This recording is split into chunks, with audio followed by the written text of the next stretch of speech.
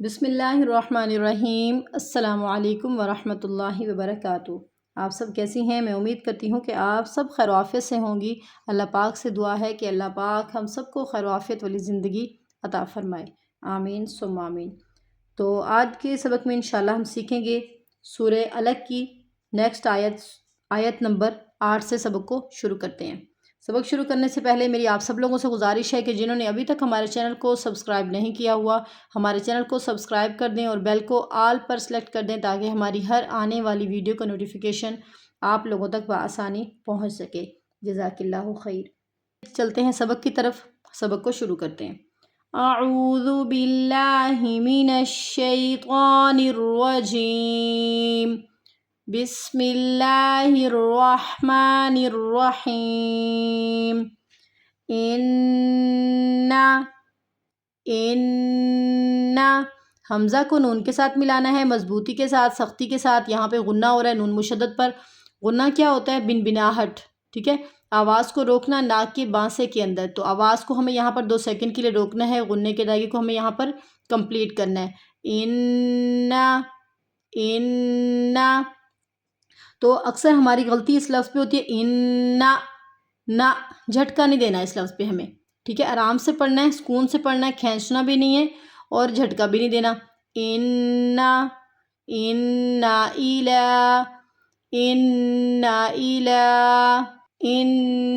الی ربک الرجعی، ربک الی نہیں پڑھنا اس لفظ کو ہمیں، الی ربک الرجعی، رجا نہیں پڑھنا، کر کاف کو را کے ساتھ مضبوطی کے ساتھ ملانا ہے، سختی کے ساتھ، کر رجعی، ان الی ربک الرجعی، ارأیت الذی ینہی، ارأیت الذی ینہی، را موٹا پڑھا جائے گا، ای کیا ہے؟ حروف لین ہے، تو اسے ہمیں نرمی کے ساتھ ادا کرنا ہے، تا کو لام کے ساتھ ملانا ہے، مضبوطی کے ساتھ، سختی کے ساتھ۔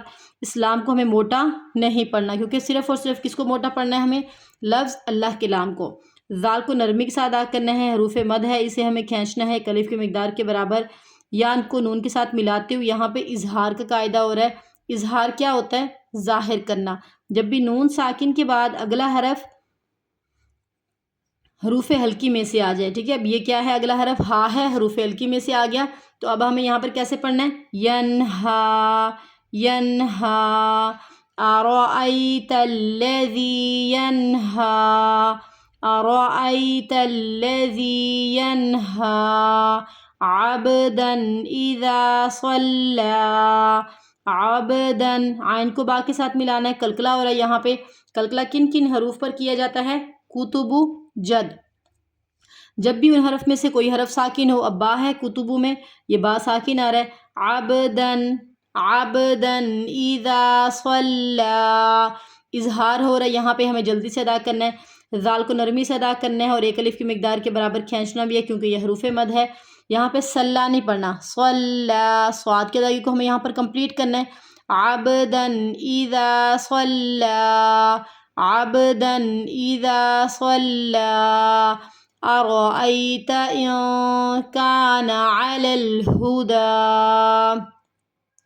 ارأیت، را یہاں پہ موٹا پڑھا جائے گا، ای کیا ہے؟ حروف لین، اسے ہمیں نرمی کے ساتھ ادا کرنا ہے، تا متحرک، تا کو ہمیں نہیں کھینچنا، ارأیت ان کان، نون کی آواز کو چھپانا ہے یہاں پہ، کیونکہ کیا ہو رہا ہے؟ اخفا کا قاعدہ ہو رہا ہے، نون ساکن کے بعد اگلا حرف حروف اخفا میں سے ہے، تو یہاں پہ ہمیں نون کی آواز کو چھپانا ہے، ارأیت ان کان علی الہدی۔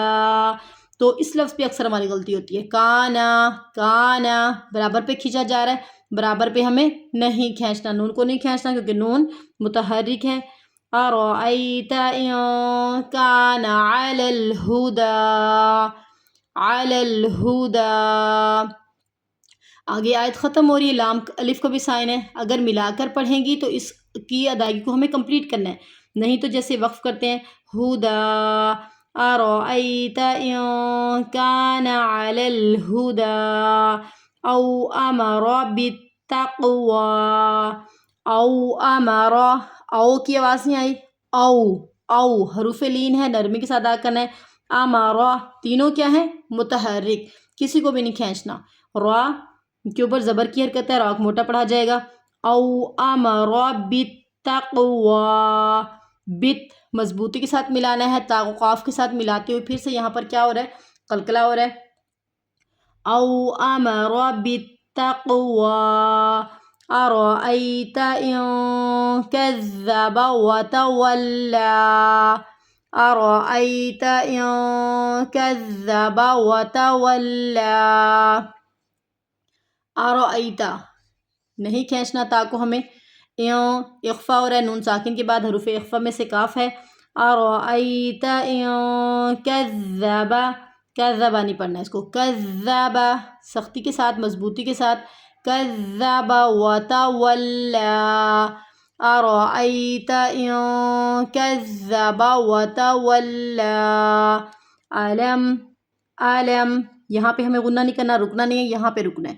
کیوں رکنا ہے یہاں پہ؟ میم ساکن کے بعد اگلا حرف نہ ہی با ہے اور نہ ہی میم ہے، یہاں پہ اظہار شفوی کا قاعدہ اظہار ہوگا اور یہاں پہ اخفا ہوگا، ٹھیک ہے؟ یہاں پہ ہمیں غنہ کرنا ہے، یہاں پہ غنہ نہیں کرنا۔ علم یعلم بأن اللہ یری، علم یعلم بأن اللہ یری، علم یعلم، رکنا یہاں پر 2 سیکنڈ تک، یہاں پہ بھی غنہ کرنا ہے نون مشدد پر۔ علم یعلم بأن اللہ یری۔ تو آج کا سبق ہمارا یہیں تک ہوتا ہے، آیت نمبر 14 تک۔ تو میں امید کرتی ہوں کہ آپ لوگوں کو آج کے سبق کی صحیح طریقے کے ساتھ سمجھ آ گئی ہوگی۔ انشاءاللہ کل ایک نیو سبق کے ساتھ، کل تک کے لیے اللہ حافظ۔